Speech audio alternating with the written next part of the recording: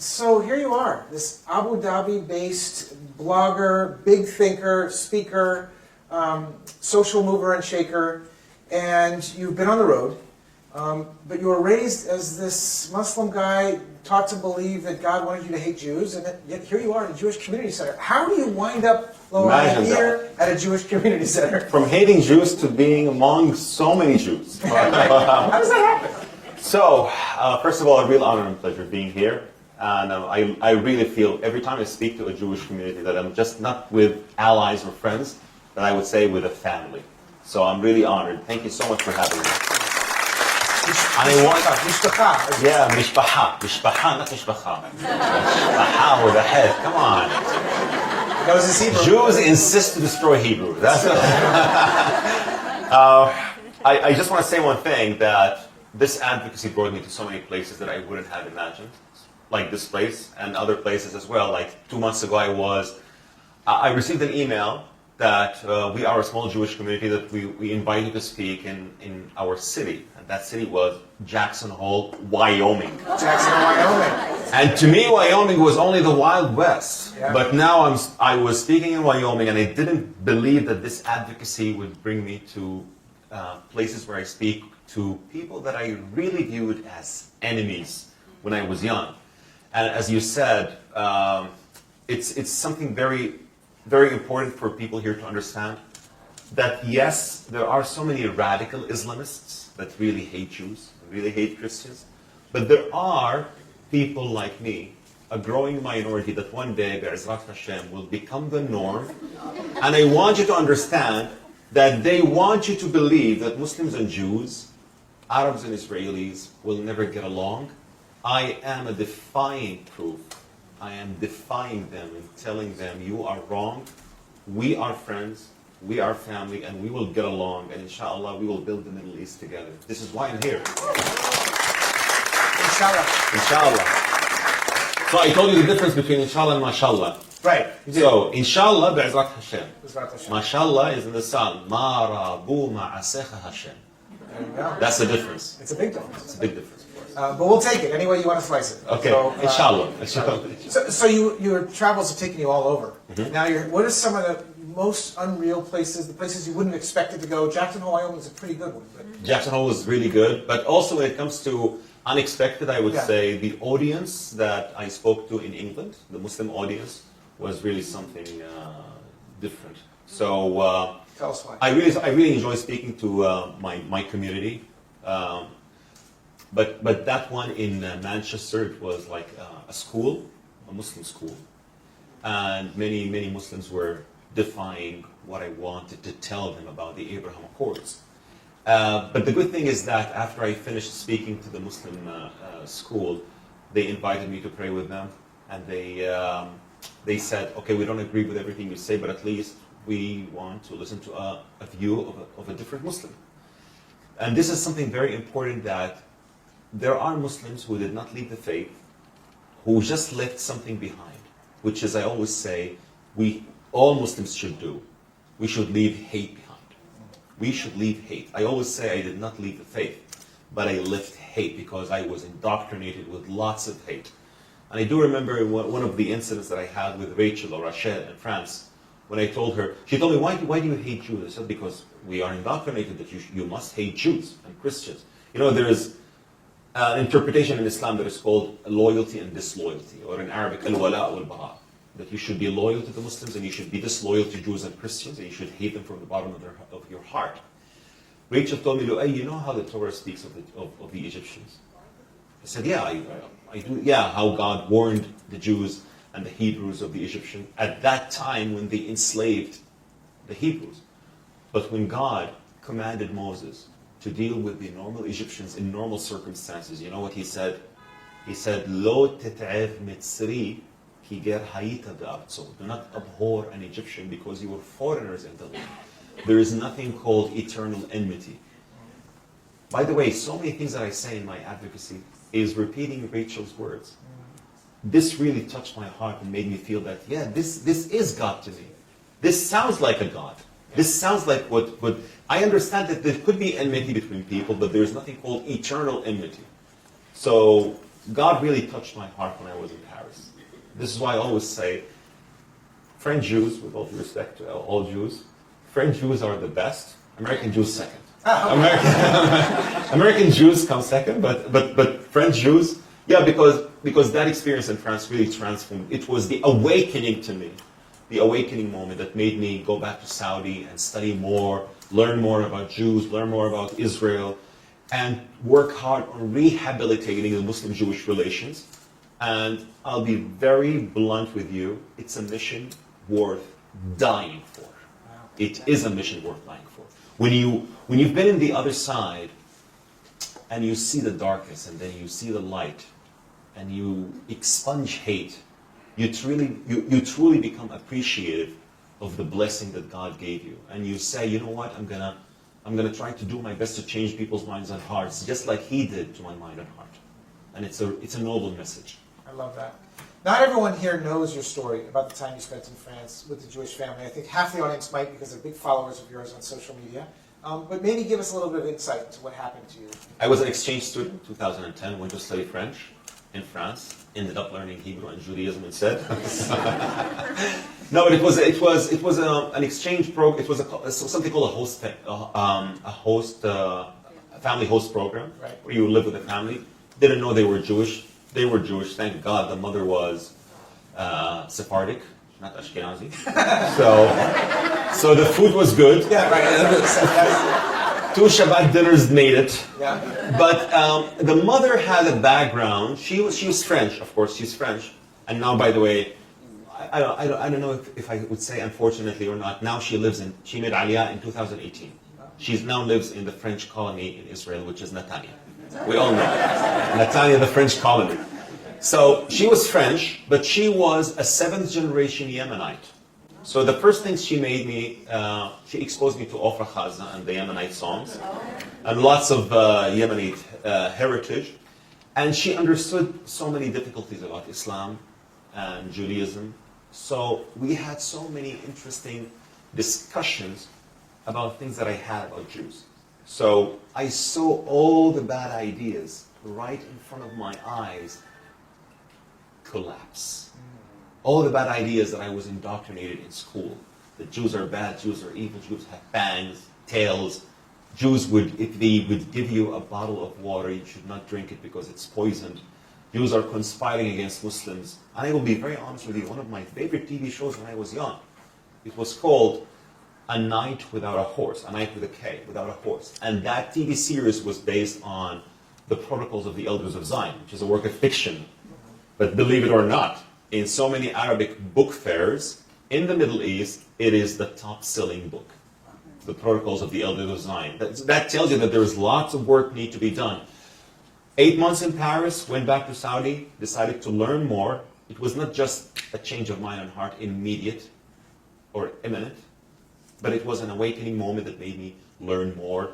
And I did. I digged more deeper. And this is why I have a very good relation with my family, because they understand that I've done so much work in research, in learning more about Jews, Judaism, and Israel, and the Bible, of course. Yeah. And the history and archaeology, which is Israel's greatest weapon. Israel's greatest weapon is not high-tech, is not cybersecurity, is not cherry tomato, is not USB. Yeah. It is archaeology and history. It is Israel's greatest weapon. Maybe we should rebrand it from Startup Nation to Dig It Up Nation. Dig It Up Nation, yeah. Or Archaeology Nation. Right. So let's talk about Israel, because you have taken a number of trips there. You were just there a couple of months ago. What's that experience like for you now? A couple of months, a couple of weeks ago. A couple of weeks ago, was it? Yeah, a couple of weeks ago. Tell us about your latest trip and what you experienced there. So, latest trip, I landed immediately after the Houthis fired a missile on Israel. Okay. And I really, you know what I felt when I went to the shelter in Israel? And immediately leave the shelter after. And so the people of Israel just walking into the shelter, leaving the shelter and celebrating in the beaches of Tel Aviv, made me believe that these people cannot be defeated. Those who celebrate life will not be defeated by those who worship death. Let's just mark this as a slogan of Israel. And to me, Israel, I'll be very honest and blunt, I don't want to offend anyone. To me, Israel is Jerusalem. Jerusalem is the heart of Israel. Tel Aviv is Vegas. But Jerusalem to me is the heart of Israel, is where you feel really connected to the history, to the...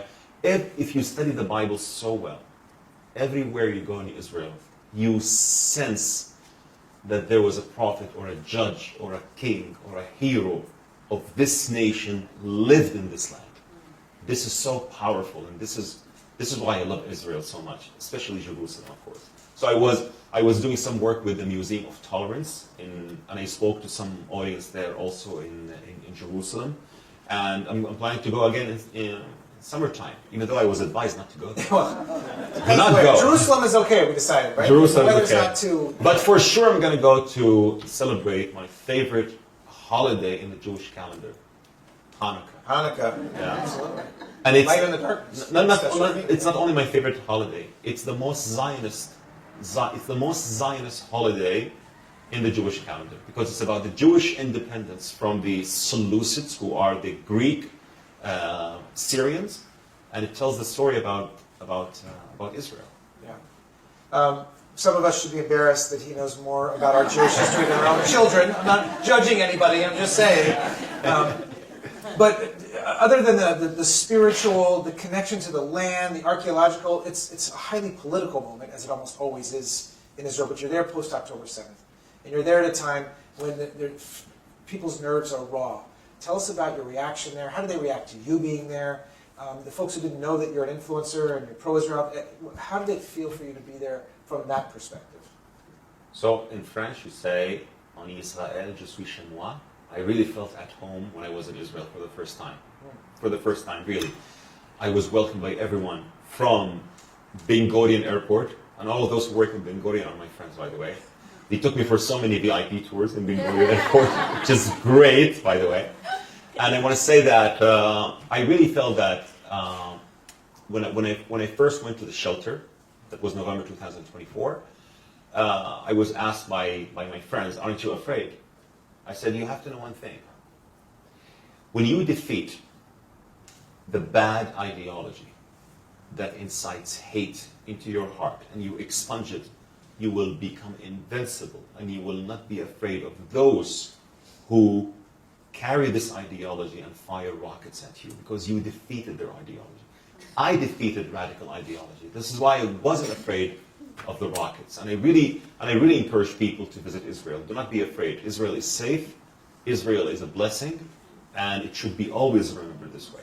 You know, I sensed this from you as we were walking and talking before, and I said, where's your security? Aren't you worried? You're putting yourself out there. There's no fatwa on your head, and you really didn't have the fear. I'm looking in your eyes, and I felt like a Jewish mother, like, let's take care of you. Well, you don't want to know what Youave is doing. Loay, you should be careful. Loay, don't walk with he's like, he's so worried about me. But I'm just saying that. But how do you expunge that fear? Is it because I really felt it from you that you don't have that fear? I receive lots of threats online, but I'll be very blunt again with you. I told you this is a mission that is worth every single thing to do for, and I have zero regrets.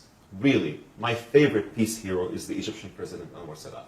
I always say, Anwar Sadat was a real man of peace. He paid his life for it, but he will always be remembered that he was on the right side of history. And I know for sure that one day all of us will die one day. If I would die for this mission, trust me, zero regrets. Yeah, it's remarkable. And speaking of men of peace, you're doing your work behind the scenes. You still have relationships with those at the highest levels in Saudi. I understand recently in Jeddah. And you've been doing this before the Abraham Accords. You're way ahead of your time. An early adopter, that's the language we use here in Silicon Valley.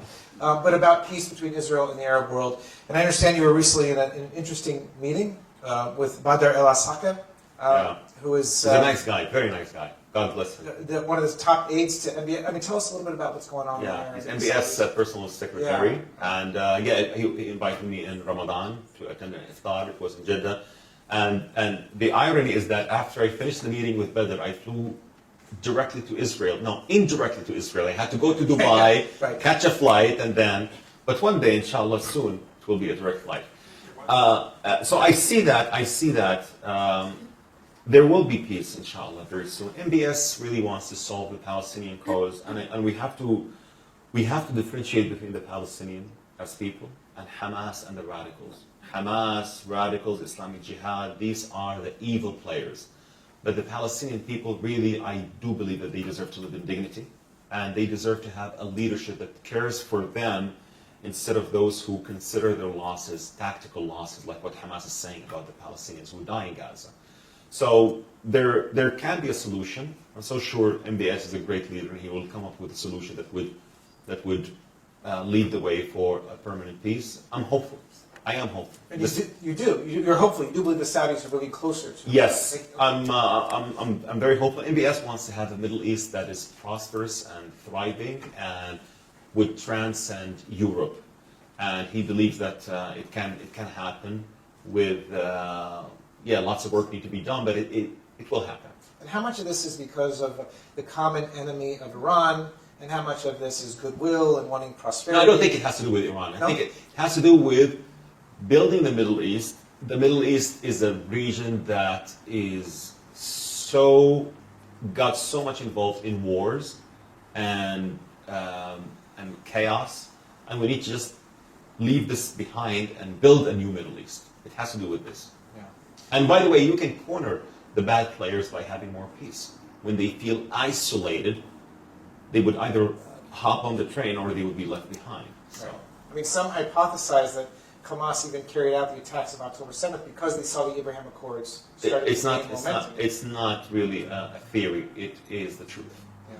Hamas carried out October 7th because they really felt that, according to so many leaders of theirs, it's because they really anticipated that there would be a very imminent peace between Saudi and Israel, and they carried the attack for that. So it really is the peacemakers that can make sure that the war is dispelled. No, you do a really incredible job, and it's important for our community here, of distinguishing between everyday Palestinians and the Palestinians who are suffering, and Hamas. And you have said that. You've said that Palestinians who are suffering right now in Gaza because of Israel's response, it's not Israel's fault. You've put it on Hamas's shoulders. Of course, no, but everyone who said, when I speak even to my community, to the Muslim community, or to the Christian communities, and they say, but this war is happening right now, and this war is ugly, I say, I agree with you. This war is an ugly war that can stop yesterday. Yeah. If those who started the war end it. Yeah. Hamas started the war, and it can end it yesterday if they release the hostages and lay down their arms. Simple, basic, and elementary. So, this is something very important because Israel didn't ask for this war, didn't want this war, and it didn't start it, didn't want it, didn't ask for it. Hamas did. But the distinction between the Palestinians and Hamas is very important. I'll tell you why. Because there are Gazans who paid their life protesting against Hamas. Even a couple of months ago, many Gazans who protested against Hamas paid their life for it.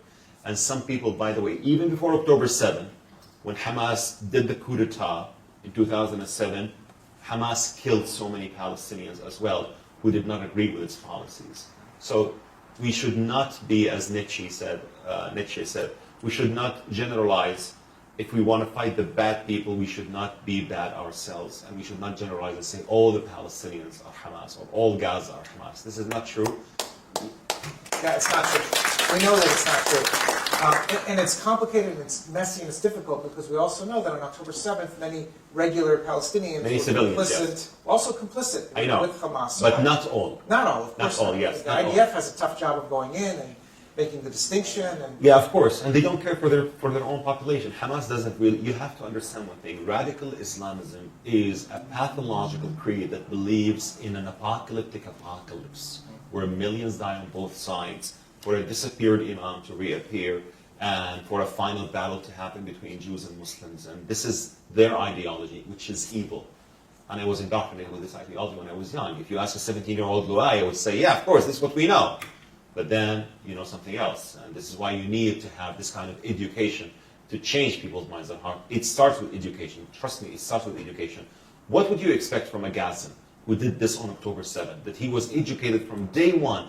Jews are your enemies. Jews are the bad people. Jews are the enemies of God. Jews are the enemies of Muhammad. Jews are this. Jews are that. What would you expect him to be? A peacemaker? Come on. Of course not. It has to change. And this is why the first thing that has to happen when this ugly war ends is the de-radicalization. And I believe it can happen. It worked in Germany, and it can work also in Gaza. How? Thank you. I agree with you. And let's spend some time on this issue of radical Islam, because you have a lot to teach us.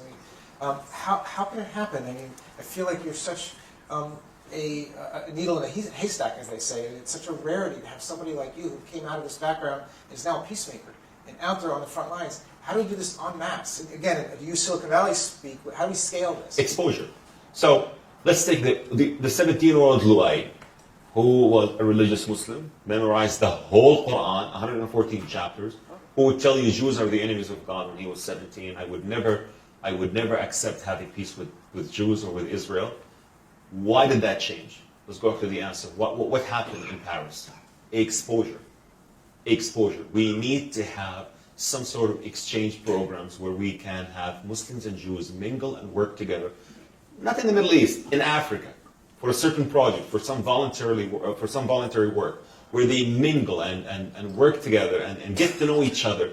This is the way that so many bad ideas will shatter. And I believe if this is cascaded on a larger scale, great change can happen. I believe you're right. I think there's a lot of fear to overcome so that people will do that. There's an initiative called the Moshe House, which brings young Jews right out of college to live together. And I remember a couple of years ago coming out of that, the Abraham House came out of that, where they were bringing Muslims, Christians, and Jews together to live right out of college. And that's a perfect example of what you're talking about. And that's the solution. That's the solution, because people, when they are not exposed, I believe those who hate Jews in the Arab world have never met a Jew. Have never met a Jew. Ask them, you have Jewish friends? No. What do you know about the Jews? I don't know much. But I know about what my scholars or what my teachers are teaching me about Jews. Yeah. You've warned publicly that radical Islam will eventually target Western societies. So what would be your message to politicians about this threat? Listen to those who know. Listen to those who understand how this ideology works. Your regulations really have a problem, if you allow me to speak. Please. So, in the West, in the US, in Canada, in Europe, not so many people can distinguish between freedom of speech and incitement. They think they're all the same. And this is not true. So there is a difference between freedom of speech and incitement. From the river to the sea, or other battle cries that are being repeated in campuses cannot be treated as freedom of speech. Burning an American flag cannot be treated as a freedom of speech. And I've seen so many people, by the way, in Washington, some of them are Jewish, they were telling me, well, burning an American flag in our society, in our community, is freedom of speech. Buy another flag. Wow. It's not about buying another flag. It's about the symbolism of what this action carries. You know, if a foreign student doesn't appreciate that he is in a country that millions would die to come and live and study in, they should be deported. If they do not appreciate that, they should be deported. But if you have people who are misusing your liberal freedom, you should know that there will be consequences, God forbid, but there will be consequences that you will pay. And when people say, why do you warn about the Muslim Brotherhood or the radical Islamists? Because we trusted them. In the 1970s and 80s, they were operational in the UAE. They operated in the UAE, they operated in Saudi Arabia, and then their evil deeds became so obvious and they were kicked out. Guess where they go? London, Birmingham, Washington, Los Angeles, New York, Montreal, Vancouver, all over the place. And then people would say, in the West would say, we have a problem. Of course you have a problem, because you did not listen to those who know. I happen to agree with you 100%. With campuses in particular, my oldest daughter, student at Columbia, where it's just a mess, a balagan. Fauda, right? It's a big balagan.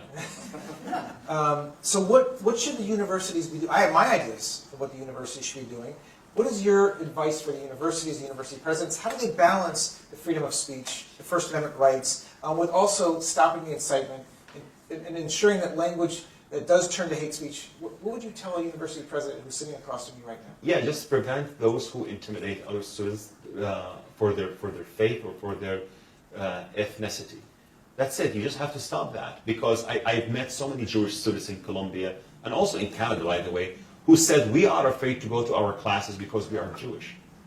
This cannot be classified as freedom of speech, and you have to stop the battle cries that are being chanted in so many American campuses, and think of them, well, this is freedom of speech. It is not, trust me, it is not. And it is the first step for doing something physical that would be harmful, not only to the Jewish students, to other students as well. Yeah. There's actually, I don't know if you know this, there's U.S. case law that's gone all the way to the Supreme Court that ruled that you can't wear at a black university Confederate flag because it'll be provocative. They said that that's not protected under free speech because we know it could incite violence. But they haven't used that same thinking when it comes to... When it comes to the kufi or when it comes to other things, because they don't want to sound... They are afraid to be called Islamophobes. And guess what? There is nothing called Islamophobia. I'll tell you this as an Arab and a Muslim. There is nothing called Islamophobia. I'll tell you why. There is anti-Muslim bigotry. People who hate Muslims for being Muslims. That is true. There was an incident in Canada when someone attacked a mosque, or in New Zealand when a gunman walked into a mosque and killed peaceful Muslims. But Islamophobia as a term is used by radical Islamic groups to protect themselves from being criticized. And you don't understand that in the West. They are using this to protect themselves from being criticized. So the moment you criticize, you are Islamophobic. Phobia is the irrational fear. I personally have 100% rational fear to be afraid of the Islamists and the radicals, because they spoke against me personally after October 7, intimidated me, blackmailed me for so many things that I did on social media, and so many others who are standing against their ideology are being blackmailed, hunted, and threatened. This is not irrational fear. This is a rational fear. This is why the word Islamophobia has to stop, has to be ceased from existence. So how do you distinguish, though, between real bigotry against Muslims and Islamophobia, which may just be used because when we think of homophobia, it's anti-homosexual actions, incitement. So how do you distinguish between... If someone would say, I hate Muslims for being Muslims, that is anti-Muslim bigotry. If someone is saying, well, I'm afraid of the Muslim Brotherhood because of what they're doing in my society, or I'm afraid of the Muslim students who are intimidating my Jewish students, or I'm afraid of those who are closing the roads so they want to pray. If you are a true Muslim, why would you need to shut down roads to pray? This is not a prayer. This is a show of power. That, hey, I'm here, and I will be dominant one day. And if you're afraid of that, you are not Islamophobe. You have rational fears of this kind of group. So this is the difference. If you speak up against all Muslims, that is something. If you speak against radical Muslim groups who want to change your... I really don't know. Why would someone come from the Middle East to America, instead of assimilate, he wants to dominate. Instead of being part of the American society, he wants to change the American society with the same ideology that he fled away from. Then what's the point of being an American? And I met so many people, and I'll be very honest, I met so many people in France who became French citizens from Moroccan or Algerian background. They say, I hate France. What are you doing in France? No, the benefits are great. You see, the benefits are great. And the politicians and the leftists and the politicians in the West, they don't really understand that. And they don't understand it will backfire. And they are doing it because of the votes. Some of them are doing it because of the votes. And some of them are doing it because they don't want to be called Islamophobia or Islamophobes. Well, there are Arabs and Muslims. You cannot be more Arab than me. You cannot be more Muslim than me. And we are telling you, these people are dangerous and they will bring your society into a catastrophe. Listen to those who know. We need to model our behavior after yours. Your bravery, your courage, your willingness to swim against the current. It's one of the things we're trying to train our young people. We have programs here, leadership development programs for our kids going off to college. What would be your advice to these young people, these college kids? Because it's hard. Social ostracization, social suicide they call it now. If my daughter was canceled from her theater group for being a Jew, for being a Zionist. She's strong, but she's in the minority. What would you say to our kids who need to have your strength and your willingness to push back against so much of the current climate? Never be intimidated. If opportunities are lost, so many other opportunities will come. If you lose friends, you will gain more friends. I would say never be ashamed of who you are, especially if you are Jewish. Never be ashamed of your heritage. Speak up. If you lose friends, make more friends who are aligned with your views. Grow your alliance. You have to rely on your non-Jewish allies because we are your best ally. We outnumber you because you're at the end of the day, you're 15 million, we're 1.8 billion. So I'm just saying that grow your alliance and work with those who are willing to listen and who are willing to become more and more allies. Great advice. I want to ask an interesting question that y'all have encouraged me to ask you about your experiences with these non-Zionist Jewish communities. That was the best. Tell us a little bit about that. That is the best experience I have ever had. So in Ottawa, I had the opportunity to speak to a non-Zionist Jewish community. And I told him, please enlighten me as someone who is a Muslim and an Arab who wants to understand what's your point of view, why you are not Zionist, or what's your problem with Israel. So, okay, they were nice and they were just, but I'll be very blunt in stating my opinion. So they were telling me, first of all, Israel is a state against God. You should never go back to the land of Israel, according to our faith, unless there is a divine order for you to go back. So what is that? So let me just understand this correctly. So you agree with the idea that you have to go back to the land of Israel, but it's only with a divine order. Yeah. If it's not a divine order, we cannot go back to the land of Israel. So what is the divine order you're waiting for? In Mashiach. I said, please can you show me where in the Bible, where in the Hebrew Bible, it says so? You should only go back with the Mashiach. It is not in the Hebrew Bible. It's the interpretation of our sages. Okay, good. So it's not in the Hebrew Bible. And you believe that one day the Mashiach will come and he will take you to the land of Israel. So you have no issue to going back to the land of Israel. It is just a matter of a mechanism. They said, yeah, but it has to be with the Mashiach.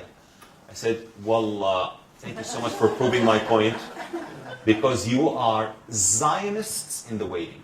That's what I call them. And I call them from now on, Zionists in the waiting. They are, by the way, not only that, many of the Natori Karta movement, they believe that the temple will be rebuilt, that the Mashiach will be the king of Israel, and he will rule Israel. And if the pro-Hamas supporters listen to what they say, and I told them this with all due respect, I'm being very honest, as someone who really loves the Jewish people, if you are caught in the hands of Hamas, they will kill you too.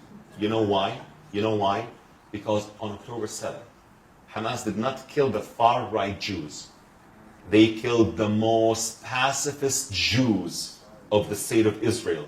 The leftists, the Smolani, those who believed in the right of the Palestinians to have a state, those who came to me on social media and said, Loay, you are Meshuga, you are Tzioni, you are this, you are that.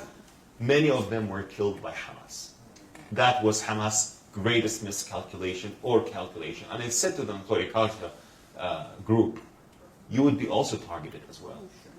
And by the way, the pacifist Jews were also killed in Nazi Germany. Sounds like an incredible experience. But we have to call them from. But we have to call them from now on Zionists in the waiting. Yeah. So it's just all about timing. Yeah, it's all right.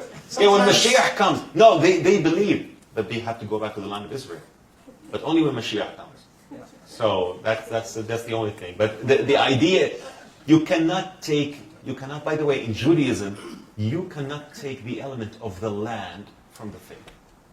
You cannot take the element of the land of Israel from the faith. Every Passover, Jews are saying next year in Jerusalem. It is part of the faith. You cannot take it away from them. Amen to that. Okay, I'm going to ask you one last question and prepare the audience for how we're going to do questions. Maya, Amitai, how are you going to do that? Bring the microphone around? Yeah. Okay. And I'll ask that you ask questions and don't make 15-minute speeches, please. But so you have an incredible audience here that has come out, spent one of their evenings rather than watching Netflix at home to be here to learn, to show you their love and support. What can they do to help? What can they do to emulate you, to be these peace advocates themselves? What's your advice for how can they activate? So first of all, I'm really appreciative for this opportunity. And I want to say that you can help voices like mine by giving us the podium. And this is why I really appreciate all the Jewish organizations and the non-Jewish organizations that invite us to speak, because this way you are encouraging also the Arab peace activists and the Muslim voices who are the growing minority to speak up. When we speak up, we encourage others to speak up. And on this note, I really thank Israel Bonds for giving me this opportunity to speak in Seattle and also in Sao Paulo. I still find yeah. So to speak up, because really with Israel Bonds and also of course you have brought me to Berkeley last year, and other organizations as well. I'm going to speak now in London, in Rome, Italy for the first time to the Italian community, and also in the Netherlands this May as well. When you give us the podium to speak up, you are doing us a favor, because you are encouraging other Muslims who refuse to be called or who refuse to believe that the enmity is eternal, which is not, between Arabs and Israelis, Muslims and Jews. And when you encourage the silent majority to speak up, we would become a bigger alliance that one day will be the norm. I would remind the Jewish people that the Maccabees started as two, Yehuda and Mattatyahu, and then became the norm. There were other Jews who refused the revolt of Judah, the Maccabi. They were called Yehudim Mityavinim, the Greek Jews, who said, let them Hellenize Jerusalem, Habibi, let them do this, let them do that.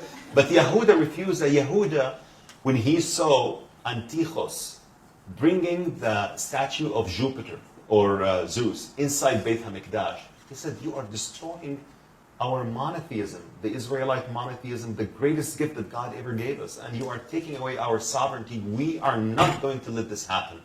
And he was only with his dad, Mattatyahu, and then they became the Maccabi, those who defeated the Seleucids, and now they became the norm. So, small minority can become the majority one day, inshallah. Inshallah. So thank you again for giving us the podium, and keep inviting us to this beautiful city that I don't exactly. But I don't pull its name right yet. What a shame. It's all right. It's all right. All right. We have some folks who want to ask you some questions. For sure. Okay, Maya. I was wondering if you ever speak at mosques. We can't hear you. She asked if he ever speaks at mosques. Yeah, the mic isn't. If I ever spoke in mosques, there was a plan to speak in Michigan, and there was an event, and it was canceled 4 days before. I understand it's difficult, but I'm working on it, and I really want my fellow Muslims to hear a different point of view when I tell them that you cannot be the enemies of the people. That 1.8 billion of us. Many of the 1.8 billion are named after Jewish prophets, kings, and heroes, which is hilarious. And I want to say this to you know what? It's so funny. But by the way, I'll tell you one funny fact. Houthi, the leader of the Houthis, his name is, of course, Badr al-Houthi, the leader of the Houthis. His son, you know what's his name? Jibril al-Houthi. His name is Jibril. His son's name is Jibril. Jibril doesn't have any meaning in Arabic. You know what it means? Gever El, the man of God, Gabriel. And their slogan, death to the Jews.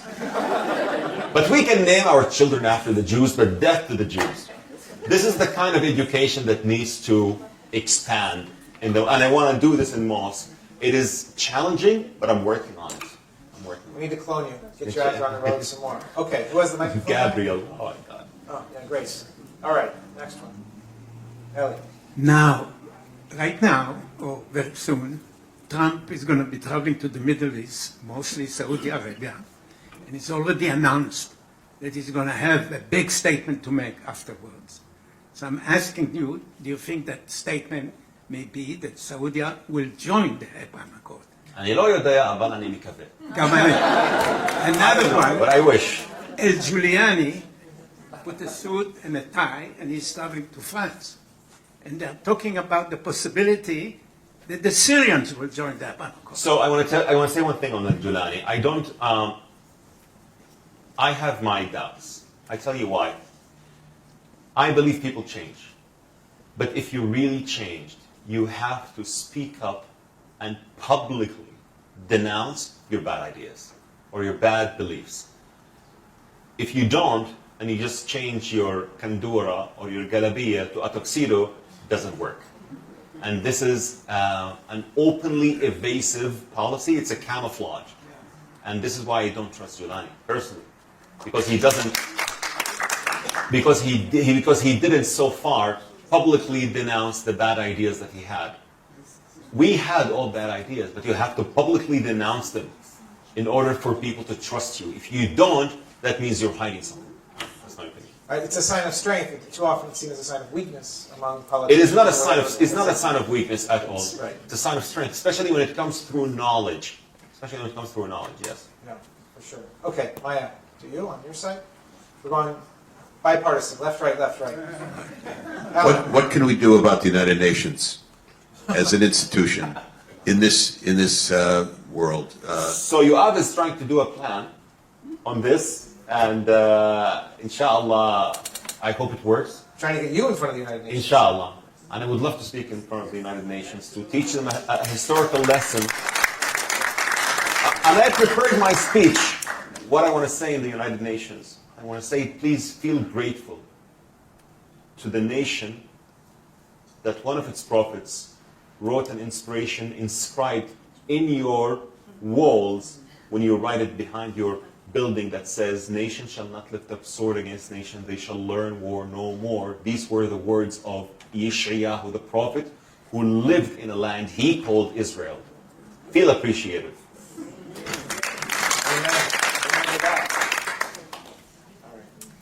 Okay. Eden, stand up so everyone sees that you're an adorable 12-year-old. Okay. Have you managed to influence anyone in your community, and how did they react? In this community? In your community. In your community, yes, of course. I have met so many influencers in my community, and in Saudi and the UAE, many of them are positive about what I say. They have their disagreements. Not all of them. Some of them have disagreements, but they are very open to learn more. They appreciate that it comes through knowledge and facts and the truth. And some of other influencers, decided to just block me and just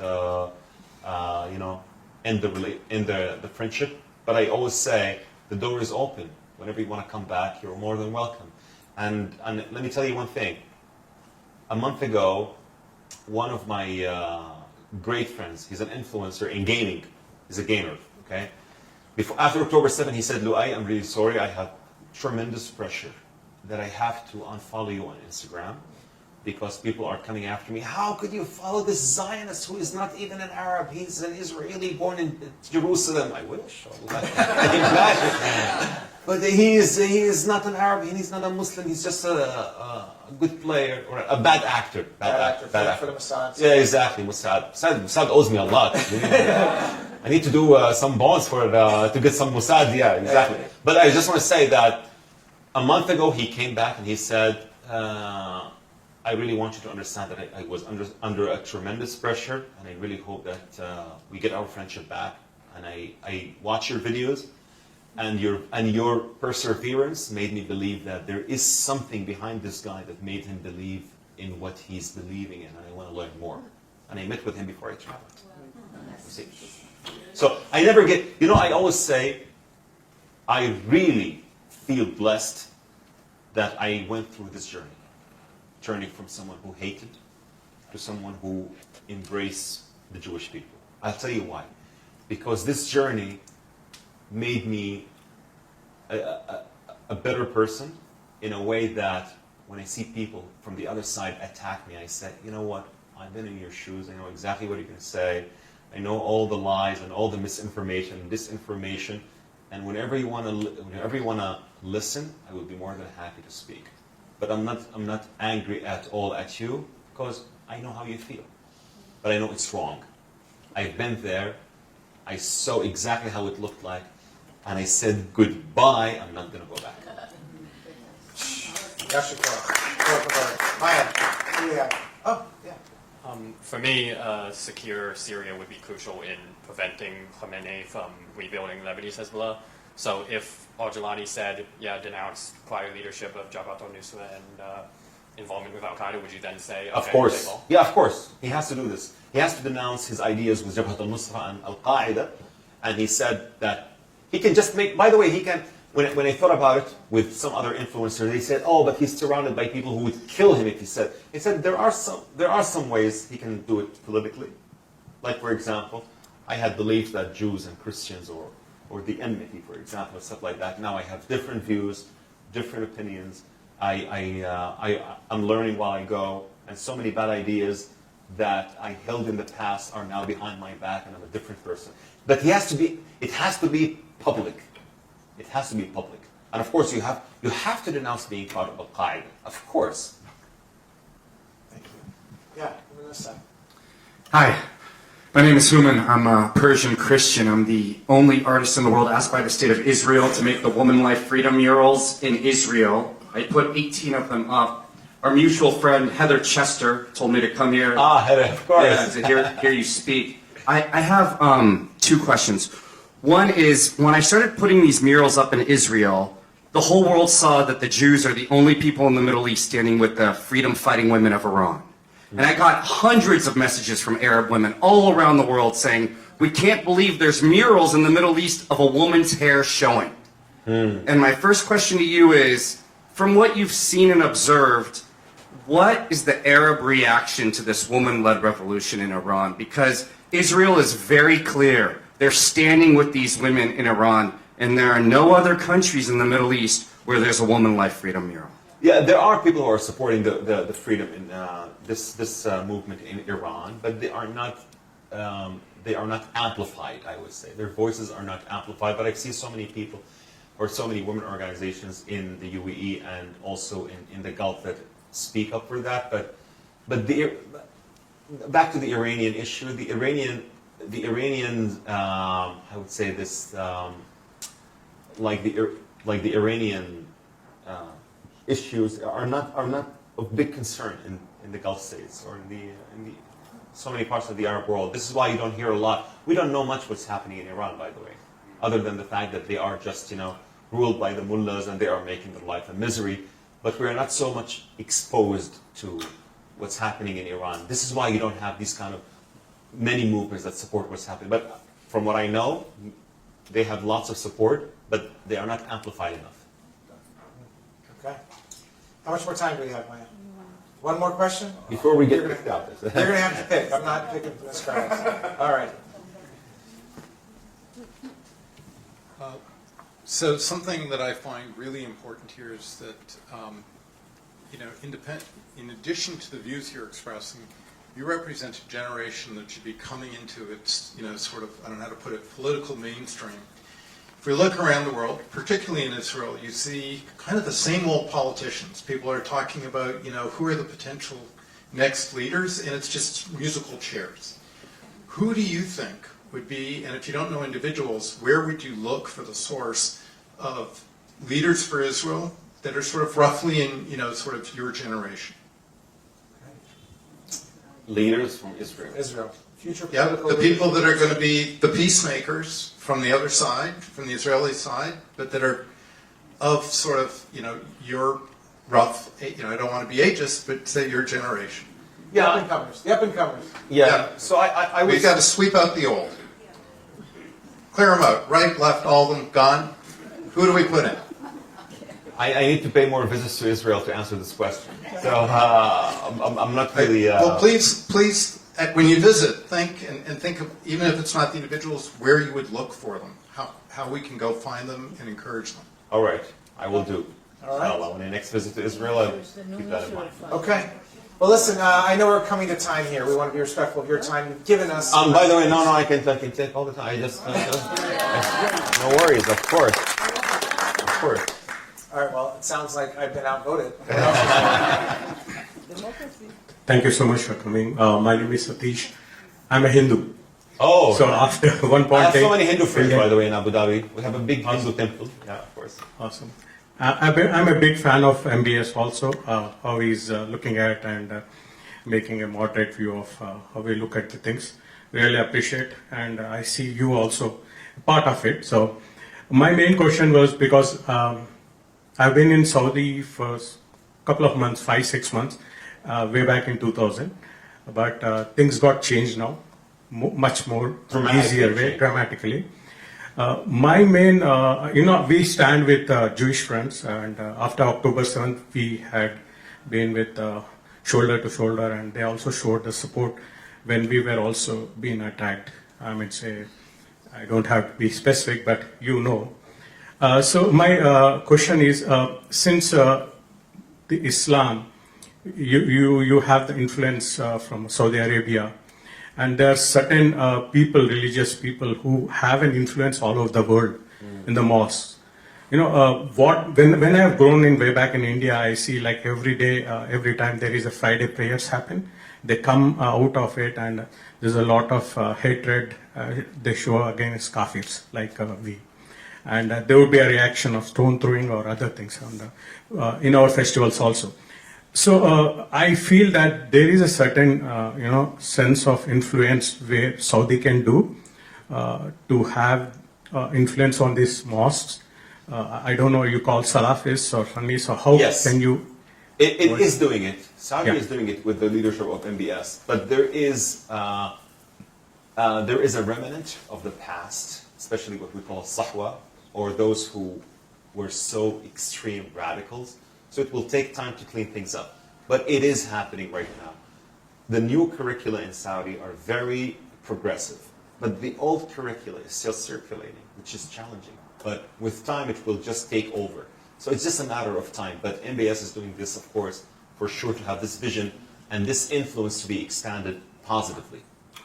It will just take a matter of time. MBS took control in 2015, so it's still 10 years. A little bit of time. All right, I am going to wrap up because I want to be respectful, and Loay's got to get all the way back to Marin. So one last comment, Loay, on what you'd like to say to leave us with the hopefulness that you filled us with over this evening. It's great to meet someone like you that lifts us up at a moment of such darkness. So I'm going to ask you to leave us with another moment of hope and a message of hope. What's the final words for you today? My final words, I accept all charity in forms of bamba. No, my final thought is I am so grateful to be invited and to speak. And please keep amplifying our voices. Keep giving us the podium. We are your best ally. The non-Jewish voices are your best ally. Together we stand. Together we thrive. We are a family. And despite all the challenges, we will prevail. And don't let the radicals make you believe that Muslims and Jews, Arabs and Israelis are enemies. I will keep reiterating this over and over. We are not. We will prevail together, inshallah. Thank you again, Israel Bonds, for giving me this opportunity to speak to this amazing audience. I'm looking forward to having more and more engagements.